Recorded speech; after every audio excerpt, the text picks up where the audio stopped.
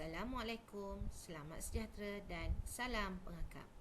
Mari kita teruskan lagi pembelajaran kita dalam perkemahan lencana kelas Perak dalam bahagian yang kedua, iaitu kesetiaan. Dalam bahagian ini, saya akan bercakap mengenai tajuk kecil unit 2, iaitu kesihatan dan keselamatan. Tajuk ini merangkumi 5 perkara, iaitu yang pertama, cara menjaga kebersihan diri dan persekitaran. Yang kedua, faedah senaman. Yang ketiga, cara memberhentikan darah yang keluar dari hidung. Yang keempat, mengetahui bahaya aliran arus elektrik dan gas dan cara mengelakkannya semasa menggunakan alat elektrik, dan seterusnya. Yang kelima, mengenal dan mengetahui kegunaan isi kandungan peti pertolongan cemas.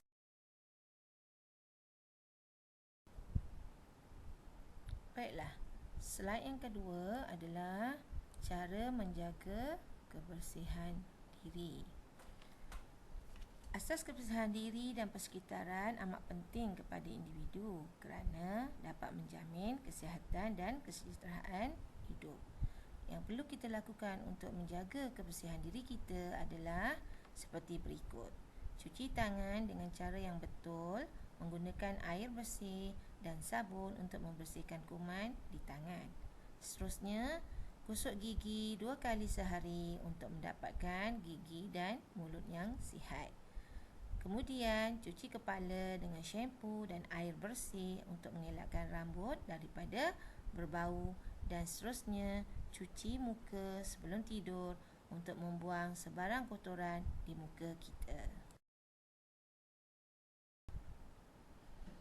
Seterusnya, masih lagi di dalam slide cara menjaga kebersihan diri. Kita janganlah makan makanan tercemar kerana tidak baik untuk tubuh badan.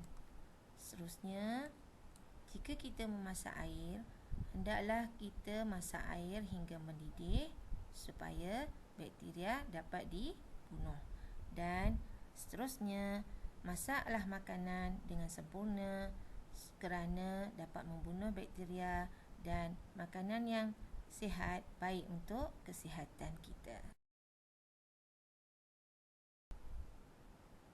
Seterusnya, kita lihat bagaimana pula cara kita menjaga kebersihan persekitaran kita.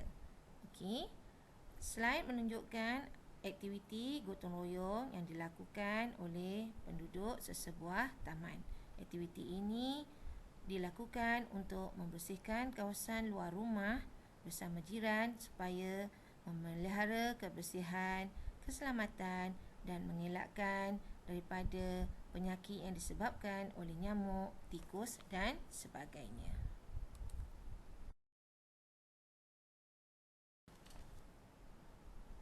Baik, tajuk kecil yang kedua adalah faedah bersenam. Okey, aktiviti bersenam dapat memberi banyak kebaikan kepada kesihatan tubuh badan kita. Antara faedah bersenam adalah dapat memperbaiki peredaran darah, memperbaiki kecekapan pernafasan, membantu menggerakkan otot-otot yang telah kaku atau mengeras, meningkatkan keseimbangan badan dan juga dapat menguatkan otot kita. Okey, seterusnya adalah tajuk kecil yang ketiga, iaitu cara memberhentikan darah yang keluar dari hidung. Darah yang keluar dari hidung boleh berlaku kerana cuaca yang panas ataupun hidung kita tercedera. Di sini ditunjukkan beberapa langkah cara memberhentikan darah yang keluar dari hidung. Langkah pertama, tenangkan pesakit. Langkah yang kedua, minta pesakit duduk tegak. Tundukkan sedikit kepala dan minta pesakit picit bahagian bawah hidungnya. Tekan hingga terasa tulang hidungnya sendiri. Kemudian, minta pesakit picit hidungnya sekurang-kurangnya 5 minit dan ulang jika darah masih tidak berhenti. Ingat, jangan dongakkan kepala semasa hidung berdarah kerana perbuatan ini akan mengakibatkan darah masuk ke mulut kita. Seterusnya, ambil ais dan dibalut di dalam tuala. Kemudian, tuala yang mengandungi ais itu diletakkan di hidung pesakit. Minta pesakit menekankan ais itu ke hidungnya beberapa ketika sehingga darah berhenti. Jangan korek hidung yang berdarah dengan jari kerana perbuatan ini akan mengakibatkan kecederaan hidung bertambah teruk. Sekiranya darah masih tidak berhenti, bawalah pesakit ke klinik berjumpa doktor untuk rawatan selanjutnya.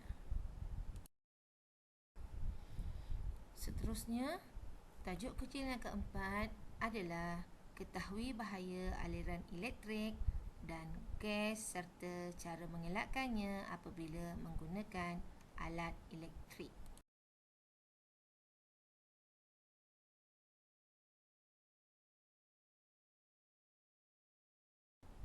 Dilarang membuat sambungan lebih daripada satu seperti yang ditunjukkan dalam gambar yang pertama. Seterusnya, jangan gunakan peralatan yang rosak atau wayar yang rosak ataupun wayar yang telah pecah. Kemudian, jangan gunakan soket yang pecah dan rosak. Ketiga-tiga keadaan ini akan menyebabkan kita terkena renjatan elektrik.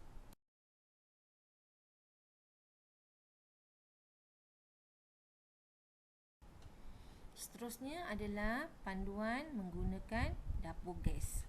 Dapur gas merupakan barang keperluan untuk memasak, tetapi jika kita salah langkah menggunakannya, ianya akan menyebabkan kebakaran. Jom kita lihat apakah panduan menggunakan dapur gas. Yang pertama, pastikan semua injap peralatan gas ditutup dengan sempurna. Pastikan barang yang mudah terbakar seperti kain dan kertas dijauhkan daripada api.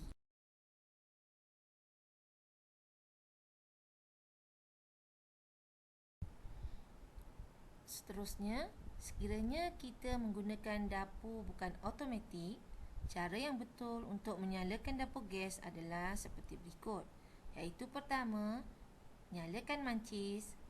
Kemudian, kita hendaklah mencucur api ke pembakaran. Seterusnya, memutar alat kawalan penyalaan. Dan sentiasa membuka pintu dan tingkap ketika memasak kerana pengudaraan yang tidak baik boleh menyebabkan keracunan karbon monoksida.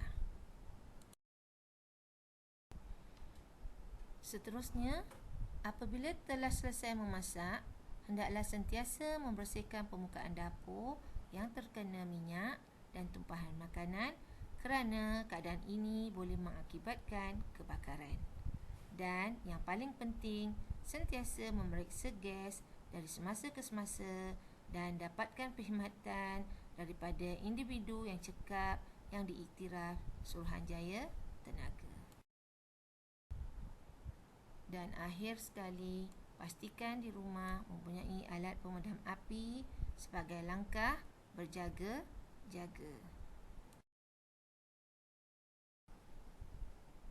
Seterusnya, tajuk kecil yang kelima iaitu isi kandungan peti pertolongan cemas. Peti pertolongan cemas ini adalah sangat penting dan perlu ada di rumah setiap orang kerana ianya merupakan rawatan awal jika berlaku kemalangan sebelum mendapatkan rawatan di hospital. Berikut adalah alatan yang perlu ada di dalam peti pertolongan cemas. Yang pertama ialah kain anduh. Kain anduh ini berbentuk segitiga seperti yang ditunjukkan di dalam gambar. Kegunaannya adalah untuk mengampu bahagian yang cedera atau patah, menahan pendarahan, membalut tempat yang luka. Peralatan yang kedua ialah sterile eye pad untuk melindungi mata yang tercedera ataupun mata yang terkena benda asing.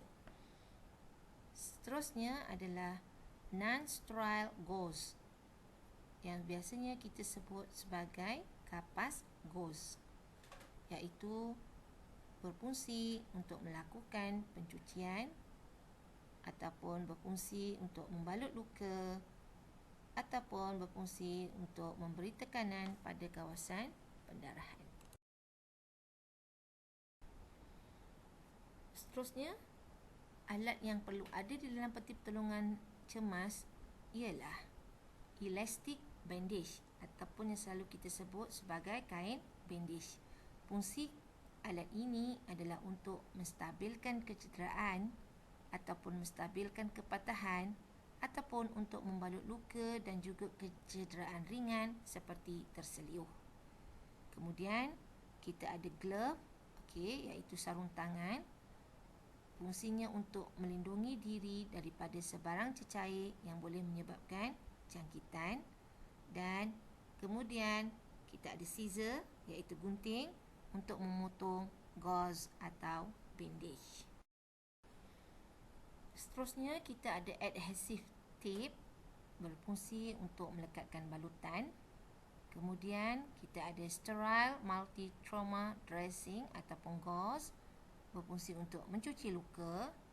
Dan juga perlu ada alcohol prep pads, berfungsi untuk mencuci sebarang benda asing ataupun mencuci sebarang kekotoran pada luka sebelum kita membalut luka tersebut.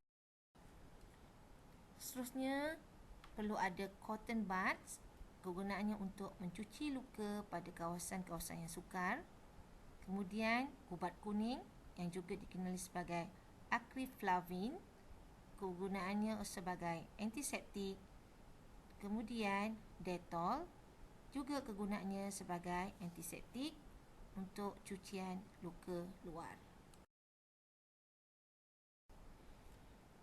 Dan yang terakhir adalah minyak kuda ataupun dikenali sebagai LMS solution, berfungsi untuk melegakan kesakitan otot.